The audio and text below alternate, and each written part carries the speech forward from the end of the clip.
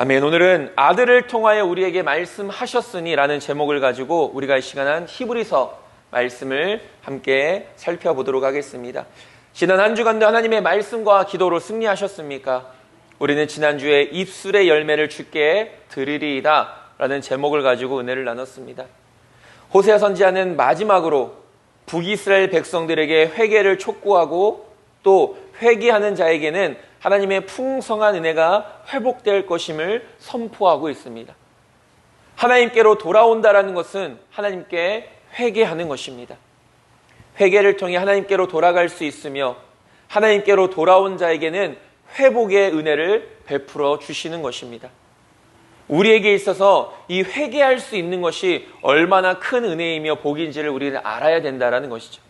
물론 우리의 죄에 대한 회개이지만 그 회개 가운데서도 우리는 하나님 앞에 감사할 수 있어야 됩니다. 왜 그렇습니까? 회개는 우리를 살리시기 위한 하나님의 은혜이기 때문이죠. 우리에게 은혜를 회복시켜 주시기 위한 하나님의 은혜이기 때문입니다. 우리를 회개케 하는 것은 하나님의 말씀입니다. 회개는 삶의 확실한 변화로 인해 증명될 수 있는 것이죠. 입술로만 회개하고 아무것도 변화되지 않는다면 진정한 회개라고 말할 수 없다라는 것입니다. 우리가 말씀을 듣고 또한 회개할 때 하나님의 진노가 우리에게서 떠나가게 되는 것이고 하나님의 복이 우리에게 임하게 되는 것이며 우리의 영과 육이 아름답고 건강하게 회복되어지는 것입니다. 하나님의 자녀들에게는 말씀을 듣고 깨닫는 지혜와 총명함과 분별력이 반드시 필요합니다. 하나님께서 주시는 지혜를 통해 우리는 하나님의 뜻이 무엇인지를 분별하며 살아갈 수 있어야 되는 것이죠. 이와 같은 삶이 바로 의인의 삶이며 이러한 자가 하나님의 나라에 임하게 되는 것입니다. 이것이 우리가 지난주에 살펴봤던 호세아서 마지막 말씀이었습니다. 이번 주부터는 히브리서 말씀을 살펴보고자 합니다. 히브리서는 예수 그리스도의 우월성에 대해서, 예수님은 뛰어나신 분이다, 그 어떤 것보다도 가장 뛰어나신 분이시다 라는 것을 설명하기 위해 이 히브리서를 기록했다라는 것입니다. 그리고 이렇게 우월하신 예수 그리스도를 믿는 자들이 지켜야 할 의무에 대해서 권면하고 있는 말씀이 히브리서인 것이죠. 그래서 우리가 항상 어떤 말씀을 처음 시작할 때 그 기록한 동기나 그때 당시의 상황을 우리가 먼저 살펴보지 않습니까? 그것을 알고 그 동기, 이 히브리서를 기록한 저자의 동기가 무엇인지를 바로 알아야만 우리가 히브리서 전체 내용을 바르게 이해할 수 있게 된다는 것이죠. 그렇다면 오늘 우리가 히브리서 첫 번째 시간으로 히브리서 저자는 왜 이 히브리서를 기록하였는가? 우리가 함께 살펴보도록 하겠습니다. 첫 번째로 히브리서를 기록한 동기입니다. 히브리서의 저자는 정확하게 알려져 있지 않습니다. 누가 이 히브리서를 기록했는지 아직은 알지 못한다라는 것이죠. 어떤 사람들은, 신학자들은 바울이 썼다라고 이야기하지만 많은 신학자들의 연구에 의하면 바울이 쓴 것이 아니다라고 이렇게 전해지고 있습니다. 저자가 누구인지는 확실하지 않습니다. 그러나 이 저자는 자신이 쓴 이 히브리서를 통하여서 왜 이들에게 이 말씀을 기록했는가라는 것을 분명하게 말하고 있죠. 그것은 바로 이 편지를 받는 자들, 그리고 이 말씀을 듣는 자들을 권면하기 위해서입니다. 히브리서 13장 22절은 이렇게 말합니다. 형제들아, 내가 너희를 권하노니 권면의 말을 용납하라. 내가 간단히 너희에게 썼느니라 라고 말하죠. 내가 이것을 썼는데 이것을 받고 듣는 너희들에게 권면하기 위하여 이 말씀을 썼다. 그러니 너희들은 이 말을 잘 듣고 내 말을 용납하라 라고 이렇게 말하고 있는 것을 보게 됩니다. 그렇다면 그 당시의 시대적인 배경을 우리가 살펴보면서 이 히브리서 저자가 이 편지를 받는 자들에게 무엇을 전달하고 싶어서 이것을 기록했는지 우리가 함께 살펴보도록 하겠습니다. 첫 번째로 유대교회에서 기독교로 개종한 유대인들에게 다시 유대교로 돌아가는 것을 경고하기 위해 이 히브리서를 기록했다는 것입니다. 쉽게 말하면 유대인들의 대상이죠. 이 편지를 받는 사람들은 유대인들이 대상입니다. 그 유대인들은 원래 어떤 종교를 가지고 있었습니까? 유대교라는 종교를 가지고 있었죠. 근데 이 유대교를 가지고 있었던 유대인들이 많은 사도들의 복음을 통하여서 기독교로 개종을 하게 됩니다. 유대교에서 기독교로 개종을 하게 되죠. 근데 어쩌한 일인지 여러 가지 일들로 인하여서 다시금 유대교로 돌아가려고 하는 유대인 성도들이 많이 있었다라는 것이죠. 그러니까 그들에게 너희들이 다시 이 기독교 복음을 듣고 진정한 구원을 받았으니 다시 과거로 돌아가지 말아라. 다시 유대교로 돌아가지 말아라. 이런 경고의 말을 전해주기 위해서 이 히브리서를 기록했다라는 것입니다. 당시 초대교회 내에는 많은 이방인들이 사도들이 전하는 복음을 통해 기독교로 개종하여 유입되고 있었습니다. 우리가 잘 알고 있는 것처럼 베드로는 자신의 민족을 구원하기 위한 사도로 부름받은 자죠. 그러나 바울은 어떤 사람입니까? 이방인들의 사도로서 부름받아서 이방인들, 즉 유대인이 아닌 다른 민족들을 구원하기 위해 그가 사도로 부름받지 않았습니까? 그러니까 초대교회 안에는 이방인들이 많이 있었죠. 복음을 듣고 구원받은 이방인들이 많이 있었지만 그러나 그럼에도 불구하고 여전히 초대교회 안에는 유대인 성도들이 주를 이루고 있었다라는 것입니다. 그러나 이 유대인 성도들이 갖는 심각한 문제점이 한 가지 있었습니다. 그것은 바로 그리스도의 복음의 진리에 대한 충분한 이해를 갖지 못했다라는 것이죠. 복음을 듣고 구원을 받았지만 그러나 아직 초보적인 신앙의 단계에 있었고 이 그리스도의 도, 즉 복음에 대한 이해가 여전히 부족한 상태였다라는 것이죠. 그래서 그 이전에 자신들이 속했었던 기독교로 개종하기 이전에 자신들이 가졌었던 그 유대교와 기독교의 본질적인 차이를 인식하지 못했던 것입니다. 그리고 외적으로만 봤을 때 이 그리스도의 복음에 대한 믿음만을 강조하는 기독교와는 달리 구약시대 때부터 계속해오던 희생제사와 율법 준수라는 이 외형적인 종교 행위를 계속해서 유지해 오고 있는 유대교가 상대적으로 이 유대인들에게는 더 안정감을 줬었던 것이에요. 왜? 이미 그들은 오래전부터 이런 문화와 관습과 이런 분위기 속에 물들여져 왔었기 때문인 것이죠. 유대교는 그들의 삶 자체 아니었겠습니까? 율법을 지키는 것, 할례를 하는 것, 이미 그것은 유대인들에게 일상적인 삶이었던 것이죠. 그런데 그것을 다 뒤로 하고 오직 예수님을 믿는 믿음으로만 구원을 받을 수 있다라는 이 참된 진리를 듣게 되니 많은 혼란이 오게 된 것이죠. 익숙하지 않은 것이 우리에게 들어왔을 때 많은 혼란이 오지 않습니까? 아, 내가 지금까지 믿어왔던 것은 뭐지? 내가 새롭게 들은 이 복음은 예수님을 믿는 믿음으로만 구원받는다라고 하는데 정확하게 이것은 어떤 의미를 가지고 있지? 혼란이 오게 된 것이죠. 그리고 이러한 그들에게 기독교를 버리고 더 익숙한 유대교로 돌아가려는 배교의 위험이 항상 존재하고 있었던 것이죠. 그런 어려움들 때문에 내가 다시 유대교로 돌아가야겠다. 내가 원래 있었던 곳으로 다시 돌아가야겠다라는 이런 위험이 항상 이 유대인 성도들에게 존재하고 있었다라는 것이죠. 유대교는 분명 하나님 한 분만 믿는 유일신 종교였습니다. 그러나 하나님께서 인류를 구원하시기 위해 아낌없이 보내신 그분의 아들 예수 그리스도는 믿지 않았고 인정하지 않은 것이었죠. 하나님은 분명히 믿었습니다. 그것은 결코 의심하지 않았죠, 그들이. 그러나 하나님께서 인류를 구원하시기 위해 보내신 예수님을 믿지 않았던 것입니다. 그렇기 때문에 예수님 당신이 하나님의 아들이심을 많은 사람들에게 전파하셨을 때 많은 종교 지도자들과 유대 사람들은 이를 신성모독이라고 분노했습니다. 당신이 무엇인데 감히 하나님의 아들이라고 스스로를 칭하느냐? 당신이 무엇인데 하나님만이 하실 수 있는 죄사함의 능력을 당신이 할 수 있다라고 하느냐? 이것은 분명한 신성모독이다. 당신은 돌로 쳐 죽여야 마땅하다. 이렇게 이야기가 전해지게 된 것이죠. 요한복음 10장 32절과 33절은 말합니다. 예수께서 대답하시되 내가 아버지로 말미암아 여러 가지 선한 일로 너희에게 보였거늘 그 중에 어떤 일로 나를 돌로 치려 하느냐? 유대인들이 대답하되 선한 일로 말미암아 우리가 너를 돌로 치려는 것이 아니라 신성모독으로 인함이니 내가 사람이 되어 자칭 하나님이라 함이로다 라고 이렇게 말하죠. 네가 뭔데 너 스스로를 하나님이라고 하고 하나님의 아들이라고 칭하느냐? 이것은 분명한 신성 모독이니 너는 돌로 쳐서 죽여야만 한다. 그리고 결국은 어떻게 합니까? 돌로 쳐서 죽이지 못했지만 그 예수님을 십자가에 못 박는데 이 유대인들이 앞장섰던 것이죠. 그들이 그토록 기다렸던 메시아이신 예수님을 말입니다. 우리는 분명 예수님이 하나님의 아들이심을 믿습니다.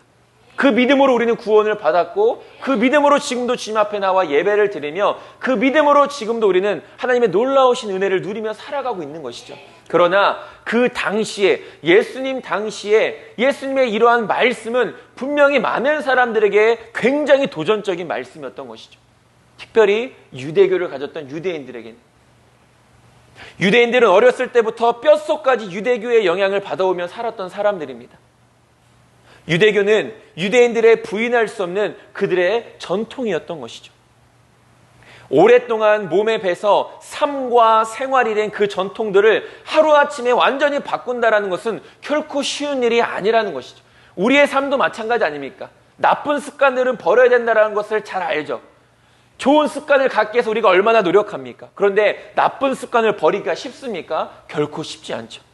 좋은 습관을 배우는 것도 쉽지 않은 일이지만 나쁜 습관을 버리는 것도 결코 쉽지 않은 일입니다. 왜? 그만큼 우리가 적응했기 때문에. 분명 이들의 신앙은 오직 예수 그리스도만이 유일한 구원자이시기에 그분을 믿어야만 구원을 얻는다는 지금 막 들은 그 복음보다는 과거부터 지금까지 이어져 왔던 그들의 오랜 전통인 율법 준수와 할례와 같은 것들이 여전히 더 익숙해져 있었다는 것이죠. 지금 당장 들은 복음, 예수님만 믿어야 너희들이 구원받는다라는 그 복음보다는 자신들이 오랫동안 삶으로 살아왔던 그 전통들이 더 친숙하고 익숙해져 있었던 것입니다. 우리의 삶도 마찬가지 아니겠습니까? 예수님을 믿는다는 것은 새롭게 되는 것을 의미합니다. 새롭게 된다는 것은 우리의 모든 것들이 새롭게 되어진다는 것이죠. 생각과 마음과 가치관, 그리고 그 변화된 생각과 마음과 가치관에 따른 삶과 행동의 변화들이 예수님을 믿은 우리의 변화된 모습이라는 것이죠. 그런 의미에서 우리는 변화되어야 합니다. 그것이 믿음의 증거인 것입니다. 변화되지 않으면 그것은 진짜 믿음이 아닌 것이죠. 왜 그렇습니까? 예수님은 너희들이 거듭나야 천국에 갈 수 있다라고 말씀하셨기 때문이죠. 거듭나는 것은 무엇입니까? 새롭게 변화되는 것입니다. 신앙을 처음 갖게 되는 분들이 자꾸만 넘어지는 이유가 무엇입니까? 물론 믿음이 연약하기 때문인 것이죠. 그러나 여전히 과거에 변화되지 못했던 그 삶의 흔적들이 아직까지 남아있기 때문인 것입니다. 그 삶의 흔적들, 예수님을 믿기 이전의 그 삶의 흔적들이 여전히 남아있기 때문에 복음을 들었어도 믿음의 생활을 시작했어도 과거로 자꾸만 돌아가려고 하는 것, 그 과거의 삶이 우리에게 더 익숙하기 때문에 자꾸만 뒤를 돌아보게 되는 것이죠. 한 번에 삶의 모든 부분을 다 바꿀 수는 없습니다. 그러나 분명한 것은 예수님을 믿는 믿음의 삶은 반드시 그 믿음에 합당한 거듭남이 나타나야 된다는 것입니다. 즉 변화되어져야 된다는 것이죠. 예수님을 믿는 우리의 삶은 다른 의미로 과거의 악한 습관들과의 끊임없는 전투인 것입니다. 그 악한 습관들을 하나하나씩 내버리는 것이 거듭남의 삶이라는 것이죠. 그리고 내다버린 그 과거의 악한 습관들, 그 빈 공간에 거룩한 습관들을 채워나가는 것입니다. 거룩하지 못한 것을 날마다 버리며 거룩한 것으로 나를 채워나가는 것이 예수님을 믿는 삶이고 거듭남의 삶이고 성화의 삶이라는 것이죠. 근데 우리는 자꾸만 이것을 버리려 하지 않습니다. 오히려 아까워한다라는 것이죠. 하나님의 은혜를 가로막는 것임에도 불구하고 그것에 대한 미련을 여전히 갖고 있어서 버리지 못하고 자꾸만 뒤를 돌아보게 되는 것이죠. 그렇기 때문에 우리는 계속해서 넘어지는 것입니다. 그렇게 해서 우리는 계속해서 우리의 신앙이 제자리에 머물러 있는 것이죠. 왜? 버리지 못하기 때문에. 끊어내버리지 못하기 때문에. 유대인들은 모세의 율법에 얽매여 있었습니다. 물론 예수님께서도 율법 자체를 부정하지 않으셨습니다. 왜냐하면 율법도 분명한 목적이 있었기 때문에 하나님께서 이스라엘 백성들에게 허락하신 것이고 또한 율법의 역할이 있기 때문인 것이죠. 마태복음 5장 17절은 이렇게 말합니다. 내가 율법이나 선지자를 폐하러 온 줄로 생각하지 말라. 폐하러 온 것이 아니요 완전하게 하려 함이라 라고 말씀하셨습니다. 율법은 우리의 죄를 깨닫게 해서 예수님께로 인도하는 초등교사의 역할을 하는 것이죠. 율법은 쉽게 말하면 내가 죄인임을 깨닫게 하는 것입니다. 그리고 이 죄의 문제를 해결하기 위하여 예수님께로 인도하는 역할을 하는 것이 율법이라는 것이죠. 율법을 통해 우리가 죄인임을 깨닫고 그 죄의 문제를 해결받아 구원을 받기 위해 우리를 예수님께로 인도하는 것이 율법인데, 그래서 갈라디아서 3장 24절은 이렇게 말합니다. 이같이 율법이 우리를 그리스도께로 인도하는 초등교사가 되어 우리로 하여금 믿음으로 말미암아 의롭다함을 얻게 하려 함이라 라고 말하죠. 율법의 분명한 역할을 말하지 않습니까? 우리를 예수님께로 인도하게 한다. 율법은 이렇게 분명한 역할이 있지만 중요한 것은 우리가 열심히 율법을 지킨다고 해서 구원받는 게 아니다라는 것이죠. 이것이 중요한 것입니다. 율법은 분명한 역할이 있어서 우리를 예수님께로 인도하지만 우리가 아무리 율법을 열심히 지킨다고 해서 그것으로 우리가 구원받는 것은 아니다. 예나 지금이나 그리고 앞으로도 결코 변하지 않는 진리는 구원은 오직 예수 그리스도를 믿는 믿음으로만 얻을 수 있다는 것이죠. 그런데 그런 복음을 뒤로하고 다시 예전에 율법에 얽매였던 삶으로 돌아가려는 유대인 성도들이 있으니 히브리서 저자는 이러한 자들에게 권면의 말을 전하지 않을 수 없었던 것이죠. 너희들이 새롭게 되어서 놀라운 구원의 은혜를 누리며 살아가는데 왜 다시 과거의 율법에 얽매였던 삶으로 돌아가려고 하느냐? 그것이 얼마나 어리석은 일인지 너희들은 아느냐? 그리로 돌아가지 말고 지금 너희들에게 주어진 이 신앙을, 이 믿음을 끝까지 지키며 살아가라. 이렇게 권면하고 있다는 것입니다. 그들이 예수님을 뒤로하고 다시 붙잡으려 하는 율법과 구약의 모든 예언들은 사실 예수님을 증거하고 있는 것이죠. 그들이 예수님을 부인하지만 사실 그들이 붙들었던 그 구약 성경은 다 누구를 예표하고 있는 것입니까? 예수님을 예표하고 있는 것 아니겠습니까? 우리 주변에도 힘들게 복음을 믿고 주님 앞으로 돌아온 자들이 많이 있지 않습니까? 얼마나 오랜 시간 동안 그들을 위해서 기도하고 그들을 위해서 전한 복음을 통하여 그들이 비로소 하나님 앞에 어렵게 힘들게 돌아오지 않았습니까? 그런데 그들이 이런저런 이유로 인해 다시 세상으로 돌아서려 한다라고 한다면 우리들 또한 그들을 위해 권면의 말을 전해주지 않겠습니까? 왜 다시 그리로 돌아가려고 하느냐? 하나님께서 주신 이 믿음의 길, 구원의 길을 끝까지 붙잡고 믿음의 승리를 이루어서 하나님의 나라에 임하는 그 영광을 누리며 살아가라. 왜 다시 어리석은 그 삶으로 돌아가려고 하느냐? 우리 또한 그런 말들을 연약한 영혼에게 전해주려 하지 않겠습니까? 예수님을 믿기 이전에 과거로 다시 돌아가는 일은 어리석은 일이니 지금의 신앙을 끝까지 지키기 위해 계속해서 전진해야 한다라고 권면하지 않겠습니까? 요한계시록 14장 12절은 말합니다. 성도들의 인내가 여기 있나니 그들은 하나님의 계명과 예수에 대한 믿음을 지키는 자니라 라고 말하죠. 성도들에게는 인내가 필요합니다. 어떤 인내가 필요합니까? 끝까지 하나님의 말씀을 지키는 인내. 끝까지 예수에 대한 믿음을 지키는 인내가 성도들에게는 반드시 필요한 것이죠. 힘들고 어려운 상황들이 오더라도 우리를 구원하신 하나님의 이 은혜를 놓치지 않기 위해서 우리는 애를 써야 된다는 것이죠. 근데 이것을 우리는 너무나도 쉽게 포기하며 살아간다는 것입니다. 믿음을 너무나도 쉽게 포기하고 신앙생활을 너무나도 쉽게 포기하고 말씀의 삶을 너무 쉽게 포기하고 기도의 삶도 너무 쉽게 포기하며 살아간다는 것이죠. 지금 우리에게 허락되어진 이 믿음과 구원의 길을 어떤 일이 있어도 포기하지 말고 끝까지 지켜서 구원의 승리와 완성을 이뤄나가는 지혜로운 자들이 될 수 있어야 된다는 것이죠. 과거 악한 습관들의 유혹들을 물리치고 이제는 거룩한 옷을 입은 자로서 날마다 신앙의 진보를 이뤄나가는 믿음의 백성들이 될 수 있어야 된다는 것입니다. 그런 의미에서 저와 여러분들의 믿음의 삶을 한번 돌아보시길 바랍니다. 나는 여전히 제자리에 머물러 있는가? 아니면 전진하고 있는가? 아니면 오히려 퇴보하고 있는가? 저와 여러분들은 과거의 헛된 것을 쫓아 살아가던 어리석은 습관들을 던져버리고 늘 거룩한 것을 쫓아 살아가는 하나님의 믿음의 백성들이 되기를 간절히 소망합니다. 바로 이런 자들을 권면하기 위해서, 다시금 과거로 돌아가려는 자들을 권면하기 위해서, 붙들기 위해서 히브리서 저자는 이 히브리서를 기록했다라는 것입니다. 두 번째로 박해를 이겨내는 성숙한 신앙을 갖게 하기 위해서 이 히브리서를 기록한 것입니다. 이 편지를 받는 성도들은 밖으로부터 오는 극심한 시련으로 인해 큰 고난을 당하고 있었습니다. 우리의 삶도 보면은 작은 일에도 우리의 신앙이 흔들 때가 얼마나 많이 있습니까? 그런데 박해와 핍박과 고난이 있는 상황 속에서 신앙을 포기하는 일, 물론 그 신앙을 포기하는 자체는 어리석은 일이지만 그런 상황 자체를 우리가 아예 이해하지 못하는 것은 아니죠. 그럼에도 불구하고 신앙은 결코 포기해서는 안 되는 것입니다. 만약에 우리에게도 동일한 그런 고난과 핍박이 임하게 됐을 때 우리는 과연 끝까지 신앙을 지킬 수 있는가? 저나 여러분들은 스스로 장담할 수 있겠습니까? 실현의 구체적인 내용들은 기록되어 있지 않지만 그 당시의 역사적인 상황으로 봤을 때 같은 동족들에게 받았던 종교적인 핍박이 있었습니다. 그러니까 유대인들, 유대교에 원래 머물러 있던 사람들, 근데 유대교에서 기독교로 개종한 유대인 성도들을 핍박하는 같은 동족들이 있었다라는 것이죠.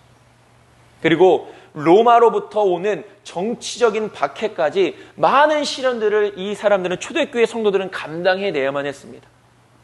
예를 들면 같은 가족에게도 핍박을 받는 것이죠. 왜 너만 그렇게 뭐가 잘났다고 예수님을 믿고 우리가 믿는 이런 것들을 다 뒤로 한 채 너 혼자만 그렇게 살아가느냐. 같은 가족들에게 핍박을 받는 것이죠. 또 외부적으로는 이런 여러 가지 일들로 인하여서 예수님을 믿는다는 이유로 박해를 받고 핍박을 받는 이런 일들, 이런 고난들이 초대교회 당시에는 끊임없이 이루어지고 있었던 것이죠. 물론 오늘날도 어느 곳에서는 이런 일들이 여전히 일어나고 있지만 특히 로마 제국의 정치적 박해에 있어서 당시의 그 유대교는 로마 정부로부터 승인을 받은 상태였기 때문에 특별한 박해가 없었습니다. 이 유대교회는. 그러나 유난히 이 기독교회만 사교로 여겨져서 낙인되어서 극심한 박해와 핍박을 이 기독교가 받고 있었던 것이죠. 이러한 이유로 생활의 안정을 찾고자 다시금 유대교로 돌아가는 자들이 많이 생겨나게 된 것이죠. 내가 이렇게 고난받고 핍박받으면서까지 기독교에 머물러 있어야 할 이유가 무엇인가? 다시 유대교로 돌아가서 그냥 편안하게, 그냥 고난받지 않고 핍박받지 않고 박해받지 않고 그냥 편안하게 살아야지 라는 이런 마음을 가지고 기독교에서 다시 유대교로 돌아가려는 사람들이 많이 있었다라는 것입니다. 그리고 실제로 믿음이 약한 자는 신앙을 버리고 다시 범죄하는 자리에 빠지는 경우들도 있었던 것이죠. 아예 신앙 자체를 포기해버리고. 이러한 이유들로 인해서 히브리서 저자는 믿음을 저버린 자의 무서운 최후가 어떠한 것인지를 설명하면서 신앙이 퇴보하는 것을 엄히 경계하고 있습니다. 그리고 소망 가운데 인내하여서 그리스도 앞으로 담대히 나가는 성숙한 신앙을 가질 것을 이 히브리서를 통해서 권면하고 있는 것이죠. 너희들이 뒤로 물러서지 말아라. 끝까지 인내해라. 그 인내해야만 너희들이 믿음의 승리를 이룰 수 있고 구원의 승리를 이룰 수 있고 주님께서 약속하신 면류관을 얻을 수 있다. 히브리서 10장 29절은 이렇게 말합니다. 하물며 하나님의 아들을 짓밟고 자기를 거룩하게 한 언약의 피를 부정한 것으로 여기고 은혜의 성령을 욕되게 하는 자가 당연히 받을 형벌은 얼마나 더 무겁겠느냐. 너희는 생각하라 라고 말하는 것이죠. 너희들이 한번 생각해봐라. 그렇게 신앙을 포기하고 다시 과거로 돌아가는 너희들에게 하나님의 무서운 형벌이 임하지 않겠느냐. 다시 하나님을 욕되게 하는 것, 다시 예수 그리스도의 십자가를 욕되게 하는 일을 하는 너희들에게 이런 무서운 형벌이 임하지 않겠느냐. 너희들 한번 깊이 생각해봐라. 이렇게 말하고 있는 것이죠. 하나님께서 주시는 은혜와 복을 받는 자는 어떤 사람입니까? 가장 먼저는 믿음으로 순종하는 자입니다. 믿음으로 순종하는 자가 하나님의 은혜와 복을 누리는 자들인 것이죠. 저나 여러분들이 진정으로 하나님의 은혜와 복을 누리길 원한다면 날마다 믿음으로 순종하는 삶을 살아갈 수 있어야 합니다. 내가 순종하지 않고 내가 믿음으로 살아가지 않고는 하나님이 아무리 좋은 것을 우리에게 약속하시고 예비해 놓으셨다 할지라도 우리가 누릴 수 없게 되는 것이죠. 신명기 28장 2절은 이렇게 말합니다. 내가 내 하나님 여호와의 말씀을 청종하면 이 모든 복이 내게 임하며 내게 이르리니 라고 말하죠. 청중이라는 것은 단순히 듣는 것만을 의미하는 것이 아닙니다. 듣고 행하는 것까지 의미하는 것이죠. 성경에 기록된 많은 믿음의 사람들이 하나님께로부터 복을 받아 누리며 살았습니다. 그들이 복을 받아 누릴 수 있었던 것은 순종 때문이었던 것이죠. 그러나 그 순종은 그 삶이 쉽고 평안할 때의 순종이 아니라 순종할 수 없을 것만 같은 상황에서의 순종이었음을 우리는 기억해야 합니다. 쉬울 때는 누구나 다 순종할 수 있죠. 그러나 어려운 상황에 있을 때는 아무나 순종하지 못합니다. 순종이라는 것 자체가 그런 의미 아니겠습니까? 순종은 자신을 내려놓는 것입니다. 순종이 어려운 이유가 무엇입니까? 우리는 순종이라는 말을 얼마나 많이 들으며 살아왔습니까? 우리의 입술로도 순종을 고백합니다. 그리고 순종해야 되는 삶을 살아가야 한다는 것을 너무나도 잘 알고 있다는 것이죠. 근데 실제적인 내 삶에서 순종의 삶이 얼마나 있느냐는 것이죠. 오히려 불순종의 삶이 더 많지 않습니까? 내 자신을 내려놓지 못하기 때문인 것이죠. 나를 포기하지 못하기 때문인 것입니다. 하나님의 뜻은 분명하고 우리가 해야 할 일도 확실한데, 그러나 내가 갖고 있는 그 생각과 욕심을 포기하지 못하여서 하나님의 뜻이 아닌 내 뜻을 택할 때가 너무나도 많지 않습니까? 예수님께서는 죽기까지 자신을 하나님의 뜻에 복종시켰습니다. 이것이 순종입니다. 자신을 죽기까지 하나님의 뜻 앞에 복종하는 것. 내가 원하는 것만 순종하고, 이것은 어렵고 힘든 일이니까, 내가 원치 않은 일이니까 순종하지 않는 것, 이것은 진정한 순종이라고 말할 수 없다는 것이죠. 내 자아가 죽지 않고는, 그래서 하나님의 뜻에 완전히 엎드려지지 않고서는 순종이라고 말할 수 없다는 것입니다. 예수님은 하나님의 뜻 앞에 완전히 엎드리셨습니다. 빌립보서 2장 8절에 사람의 모양으로 나타나사 자기를 낮추시고 죽기까지 복종하셨으니 곧 십자가의 죽으심이라 라고 말씀하십니다. 죽기까지 복종하셨다, 죽기까지 순종하셨다라는 것이죠.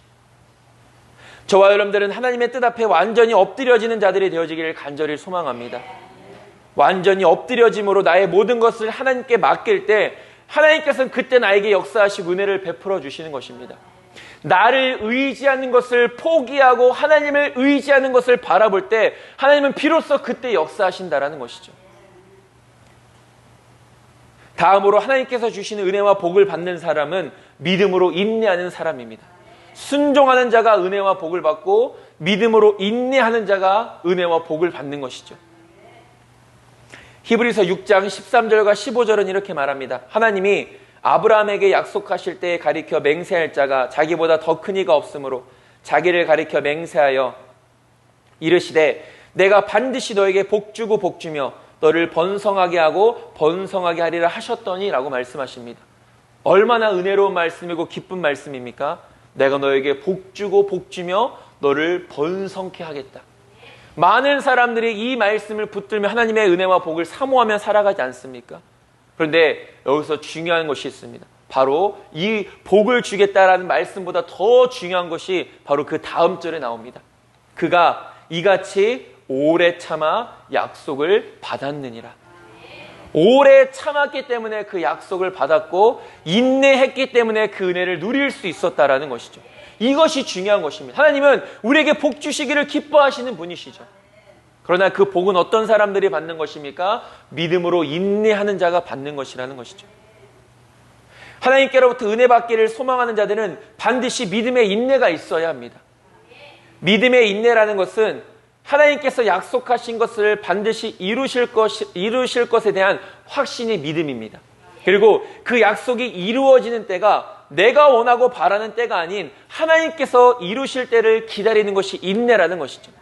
하나님은 반드시 이루실 것을 믿습니다. 그러나 그때는 하나님의 때에 이루어질 줄 믿습니다. 이것이 믿음의 인내라는 것입니다. 아브라함이 그러지 않았습니까? 하나님께서 아브라함에게 믿음의 자녀를 약속해 주셨습니다. 그 약속을 아브라함이 75세 때 받습니다. 그런데 아브라함이 하나님께서 약속하신 이삭을 얻기까지 그의 나이가 몇 세 때 하나님께서 이삭을 허락하셨습니까? 100세 때. 그러니까 약속을 받고서 그 약속이 이루어진 기간이 얼마나 됩니까? 무려 25년이라는 시간이 흐른 뒤에야 하나님의 약속이 이루어졌다는 것이죠. 물론 그 과정 속에서 아브라함과 사라의 연약함 속에 이스마엘이라는 아들을 낳는 과정에 포함되어져 있긴 하지만 하나님께서는 그것을 인정하지 않으셨습니다. 오직 사라를 통해서 낳은 아들을, 그 아들만이 내가 약속의 자녀로 너에게 준 아들이다라고 말씀하시지 않습니까? 어쨌든 아브라함은 그런 연약함 가운데서도 그 약속의 말씀을 붙들었고 결국은 하나님께서 정하시고 약속하신 때에 약속을 이루어 그 복을 받았던 것을 보게 되죠. 물론 모든 약속이 다 오래 걸리는 것은 아닙니다. 지금 당장 이루어지는 약속들도 분명히 있는 것이죠. 금방 이루어지는 약속도 있습니다. 그러나 중요한 것은 하나님께로부터 약속을 받은 자들은 인내할 수 있어야 된다는 것입니다. 조급함이 하나님의 은혜를 받지 못하게 하는 방해물이 되어지는 것이죠. 왜 우리가 자꾸만 기도하다가 실패하고 믿음의 삶을 살아가다 실패합니까? 조급함 때문 아니겠습니까? 내 딴에서는 지금 당장 이루어져야 하는데 내 생각에서는 지금 당장 응답받아야 될 내가 힘써 부르짖는 기도의 제목들인데 지금 당장 이루어지지 않고 내가 원하는 때에 이루어지지 않고 내가 원하는 방법대로 역사되지 않으니까 조급해지는 것이죠. 그 조급함이 무엇으로 이어집니까? 의심으로 이어집니다. 하나님이 과연 내 기도를 들어주실까? 내가 지금 기도하는 것을 하나님께서 역사해 주실까?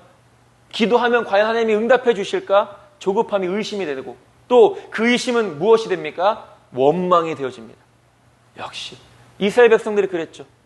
불평하고 원망하는 삶. 그리고 그 원망은 무엇이 됩니까? 이제는 불신이 되어서 아예 하나님을 믿으려 하지 않게 되는 것이죠.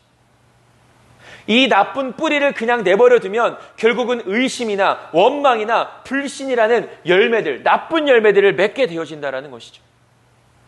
이러한 열매들은 우리의 거룩한 영혼을 갉아먹고 피폐하게 만들며 하나님을 바라보지 못하게, 하나님을 소망하지 못하게 만들게 된다는 것입니다. 저와 여러분들도 우리의 믿음의 삶을 살아감에 있어서, 기도하는 삶에 있어서 이런 조급함 때문에 일을 그르치는 일은 없는지를 생각해 봐야 됩니다. 조급함 때문에 의심하게 되고, 의심 때문에 원망하게 되고, 원망 때문에 불신하게 되는 이런 어리석음들. 이런 삶을 우리가 날마다 반복하며 살아가지 않습니까?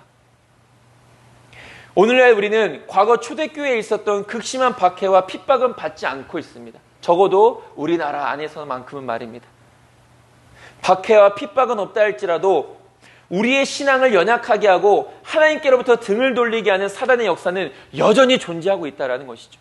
계속해서 조급한 마음을 주는 것 사단이 하는 것이죠. 의심하게 만드는 것도 사단의 역사 아니겠습니까? 아담과 하와가 하나님을 의심케 하는 사단의 꾀임에 넘어가서 결국은 하나님 앞에 범죄하지 않습니까? 어떤 어려운 상황에서도 우리의 신앙을 포기하는 일은 절대로 없어야 합니다. 우리가 믿음의 성숙함을 이루어 나가야 하는 이유도 이러한 일들을 능히 감당해내기 위해서라는 것이죠.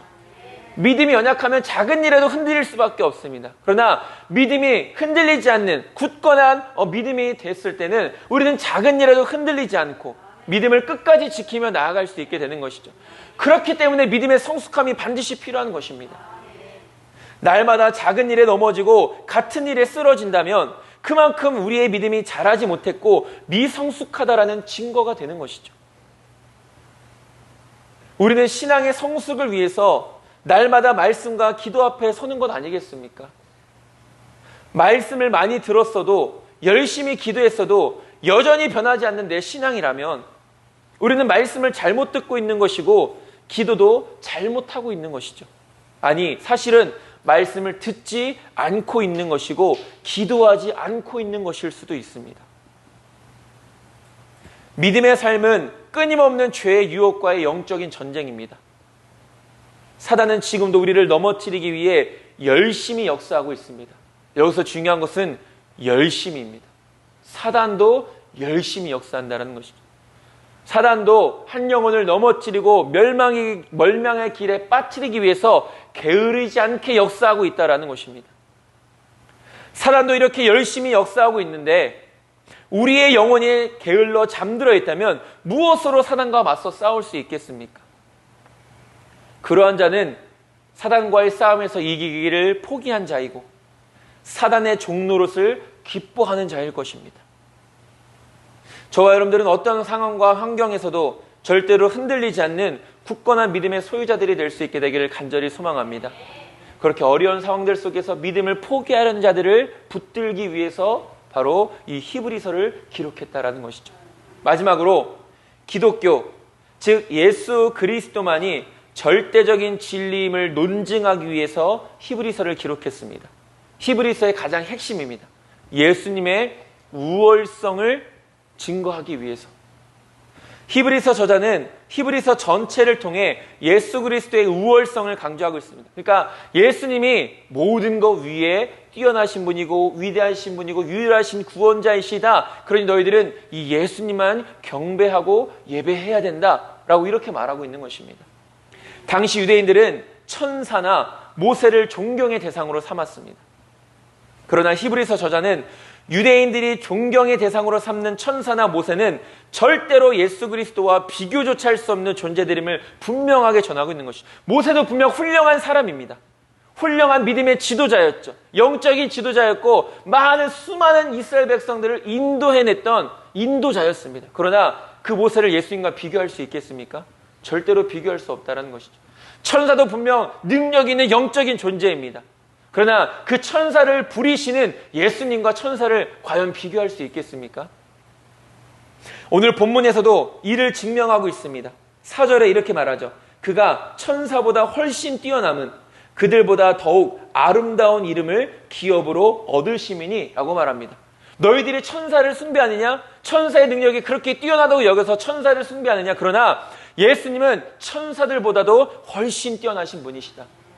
너희들이 존경하는 그 천사, 너희들이 존경하는 그 모세는 예수님과 비교도 할 수 없는 분이다. 그래서 너희는 예수님만 온전히 믿고 따르고 경배해야 된다. 이렇게 말하고 있는 것이죠.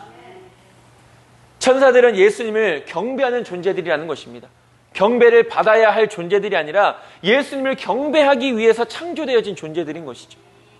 예수님께서는 천사들을 그의 일꾼으로 사용하신다라고 말씀하십니다.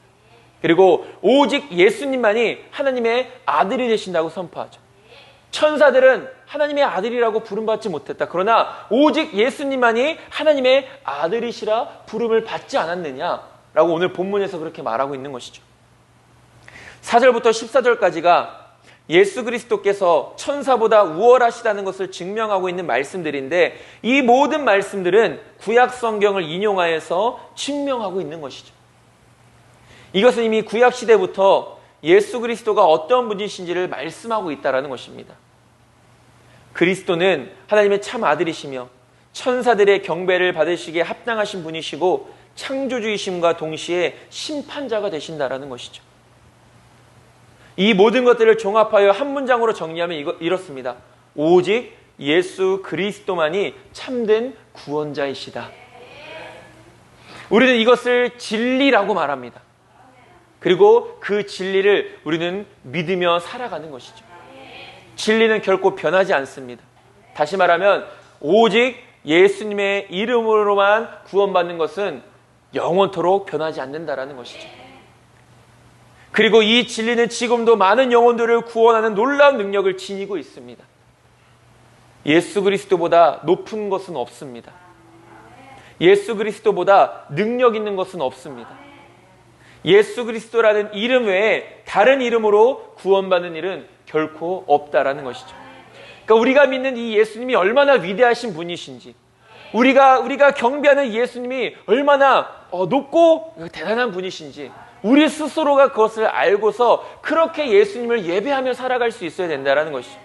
단순히 십자가에 못 박히셔서 죽으시고 부활하시고 다시 오시겠다 약속하신 그런 예수님, 우리가 예수님의 그 십자가로 말미암아 죄사함 받고 구원 얻었다. 단지 이런 것으로 끝나는 것이 아니라 정말 모든 만물에게 있어서 찬양받으시기에 합당하신 예수님이시라는 사실을 우리는 늘 감격하며 살아갈 수 있어야 되는 것입니다. 빌립보서 2장 6절에서 11절은 이렇게 말합니다. 제가 읽겠습니다. 그는 근본 하나님의 본체시나 하나님과 동등됨을 취할 것으로 여기지 아니하시고 오히려 자기를 비워 종의 형체를 가지사 사람들과 같이 되셨고 사람의 모양으로 나타나사 자기를 낮추시고 죽기까지 복종하셨으니 곧 십자가에 죽으심이라. 이러므로 하나님이 그를 지극히 높여 모든 이름 위에 뛰어난 이름을 주사 하늘에 있는 자들과 땅에 있는 자들과 땅 아래에 있는 자들로 모든 무릎을 예수의 이름에 꿇게 하시고 모든 입으로 예수 그리스도를 주라 시인하여 하나님 아버지께 영광을 돌리게 하셨느니라 라고 말합니다. 모든 이름 위에 뛰어난 이름 예수님이시라고 말하죠. 모든 것들이 그 앞에 무릎 꿇게 하셨다라는 것입니다. 우리가 섬기고 따르며 경배할 분은 오직 예수님 한 분뿐이십니다. 우리를 죄와 사망에서 건지시고 영원한 생명으로 인도해 주실 분은 오직 예수님 한 분뿐이십니다. 세상에 그 어떤 이름과 그 무엇도 결코 예수님과 비교할 수 없고 견줄 수 없습니다. 예수님은 높고 위대하신 분이심을 우리는 깨달아야 합니다. 그런 예수님을 우리는 힘과 뜻과 정성과 마음을 다해 경배하고 예배할 수 있어야 합니다. 우리의 예배를 받으시는 분이 바로 그런 분이시라는 것이죠. 예수 그리스도의 높고 위대하심을 날마다 찬양하며 살아가는 저와 여러분들이 될 수 있게 되기를 간절히 소망합니다. 말씀을 정리하겠습니다. 히브리서 저자가 히브리서를 기록한 이유는 분명합니다. 기독교에서 다시 유대교로 돌아가지 않게 하기 위한 권면을 위해, 박해와 핍박을 이겨내는 성숙한 신앙을 갖게 하기 위해, 오직 예수님만이 참된 진리이심을 논증하기 위해서입니다. 우리가 앞으로도 히브리서 말씀을 통해 살펴봤을 때 계속해서 이런 내용들을 반복해서 살펴보도록 하겠습니다. 저와 여러분들에게도 흔들리지 않는 믿음과 성숙한 믿음, 그리고 오직 예수 그리스도의 위대하심을 찬양하는 거룩함이 날마다 있게 되기를 소망합니다. 이번 한 주도 이런 믿음 안에서 승리하는 저와 여러분들이 되기를 주님의 이름으로 축원드립니다. 기도하겠습니다. 하나님, 우리 주님은 찬양받으시기에 합당하신 분이십니다. 그 주님을 찬양할 수 있음이, 그 주님을 경배하고 예배할 수 있음이 우리에게 큰 은혜이고 복인지 우리가 알게 하시고, 또 기쁨으로 날마다 하나님만을 섬기며 살아가는 우리들 될 수 있도록 인도하여 주시옵소서. 뒤를 돌아보지 않을 수 있도록 인도하여 주시옵시고, 성숙한 믿음 속에서 날마다 승리하는 우리의 삶, 우리 하늘빛교회 모든 성도님들의 삶이 될 수 있도록 역사하여 주시옵소서. 예수님의 이름으로 기도드립니다. 아멘.